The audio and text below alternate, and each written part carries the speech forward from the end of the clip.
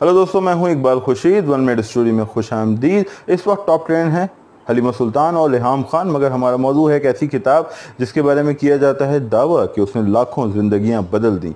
एक ऐसी किताब जिसका अब तक 80 से ज़ायद ज़बानों में तर्जुमा हो चुका है। आज से पहले किसी किताब का उसकी मुसन्निफ़ की हयात में इतनी ज़बानों में तर्जुमा नहीं हुआ।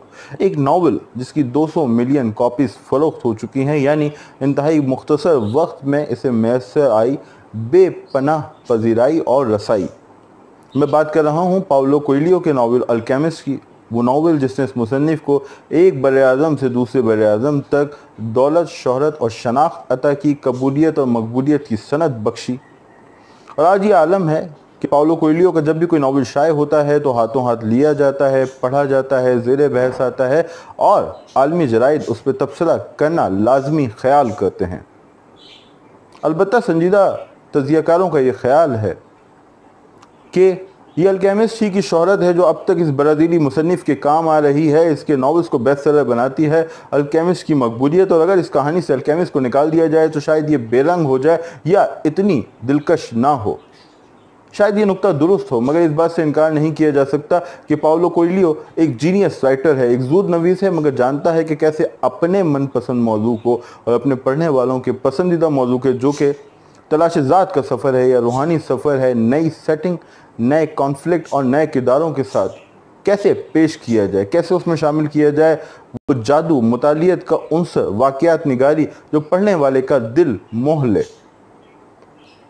अब एक सवाल हमारे सामने आता है, वो सवाल जो शायद आमिर लियाकत और वक़ार ज़का के प्रोग्राम में आपके सामने ना आया, और वो ये है कि क्या कभी ऐसा होगा कि वो मुसन्निफ़ जिसके एक ही नावल का 80 से ज़ायद ज़बानों में हुआ हो तर्जुमा और 200 मिलियन कॉपीज़ फ़रोख्त हुई हैं, जो आज भी ज़ेरे बहस आता हो, पढ़ा जाता हो, कभी उसे मैन बुकर प्राइज़ के लिए नामज़द किया जाएगा, नोबेल का हकदार ठहराया जाएगा, कभी उसका शुमार होगा संजीदा अदीबों में, फहरिस्त में, जहाँ मार्केज़ और मिलान कुंडेरा को रखा जाता है।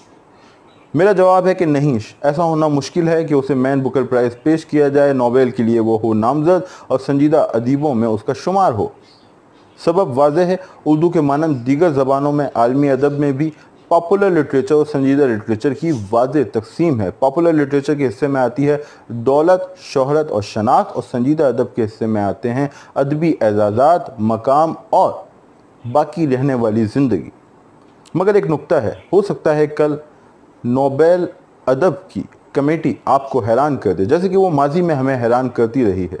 जैसे उसने टॉल्स्टॉय को नोबेल इनाम नहीं दिया, या फिर बॉब डिलन को, जो मेरा पसंदीदा गीत निगार है, नोबेल दे दिया और एक नए तनाज़े को जन्म दिया। और यूँ भी हुआ कि उसने किसी को नोबेल पेश किया और लोगों ने कहा कि ये शख्स कौन है, ये तो नोबेल अदब की जो कमेटी है उसकी दरियाफ्त है, या ये साहब तो पॉपुलर राइटर थे, इन्हें यह एजाज़ कैसे दे दिया गया। तो जनाब, कुछ भी मुमकिन है, हो सकता है कल हमारे और आपके इस पसंदीदा मुसन्निफ़ को, जिसके पढ़ने वाले लाखों बल्कि करोड़ों में हैं, जिसने कई ज़िंदगियों को मुतासिर किया, जो आज भी सबसे ज़्यादा सर्च किया जाने वाला मुसन्निफ़ है, कोई बड़ा संजीदा एजाज़ पेश कर दिया जाए।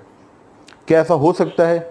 मैं चाहूँगा आप भी दें अपनी राय, अपना फीडबैक, और साथ ही दरख्वास्त है कि अगर आपने चैनल सब्सक्राइब नहीं किया तो काइंडली से सब्सक्राइब कर लें, बेल आइकन दबा दें। हमें आपके फीडबैक की सख्त ज़रूरत है। इकबाल खुर्शीद को दीजिए इजाज़त। खुदा हाफिज़।